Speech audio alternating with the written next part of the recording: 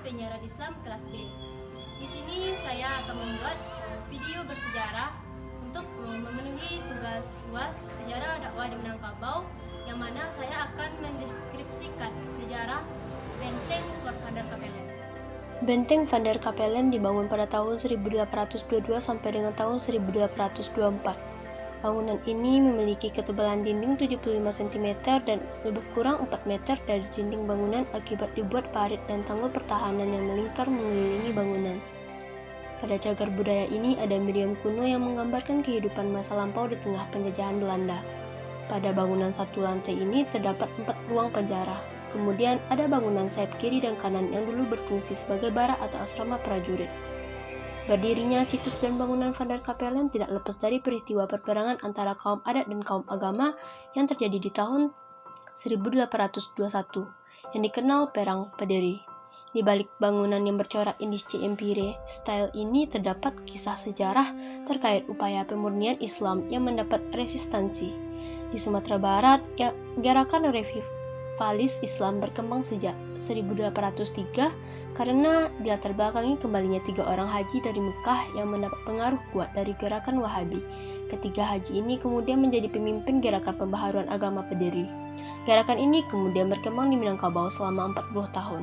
Gerakan ini bertujuan untuk memurnikan Sumatera Barat dari unsur tahyul. Oleh sebab itu, upaya menjernihkan agama Islam dari kebiasaan masyarakat seperti adu ayam, berjudi, minum minuman keras mendapat penolakan dari kaum adat karena menganggap kegiatan tersebut sebagai adat yang membudaya di masyarakat. Faktor yang disebutkan tadi menyebabkan gerakan pemurnian ajaran Islam di Sumatera Barat tidak berjalan mulus karena memperoleh tantangan dari kaum adat. Pertentangan semakin beruncing dan terjadinya konflik terbuka, namun dimenangkan oleh kaum agama. Kaum adat pun berupaya untuk membalas dengan meminta bantuan Belanda yang saat itu berkedudukan di Padang. Permintaan kaum adat akhirnya dikabulkan Belanda. Ketika kaum adat itu meminta bantuan Belanda untuk memerangi kaum Pederi, terjadilah perjanjian antara Belanda dan kepala penghulu dari pemerintahan Kerajaan Pagaruyung yang bunyinya kepala penghulu dari pemerintahan Kerajaan Pagaruyung menyerahkan kekuasaan kepada pemerintahan Hindia Belanda, tidak menentang Hindia Belanda. Dari perjanjian itu, pasukan Belanda yang dipimpin Kolonel Raff masuk ke tanah datar untuk melakukan penyerangan terhadap rakyat.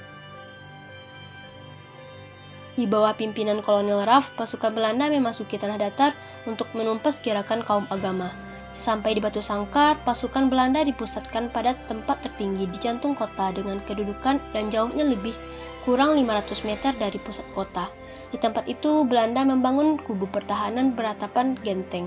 Bangunan yang didirikan sekitar tahun 1824 itu adalah Fort Van der Capellen yang merupakan nama lama Batu Sangkar. Nama benteng tersebut berasal dari nama seorang jenderal Belanda yaitu Godard Alexander Gerald Philip Baron Van der Capellen. Jadi korelasinya dengan pelajaran sejarah dakwah di Minangkabau ini adalah kokohnya benteng Van der Capellen adalah bukti antusias Belanda dalam menaklukkan Sumatera Barat. Untayan kisah yang melekat dalam benteng Van der Capellen memiliki kekayaan informasi untuk menelusuri pertentangan kaum adat dan kaum agama di zamannya. Sebagai bukti fisik yang bernilai budaya, benteng ini menggambarkan sejarah perjuangan melawan Belanda.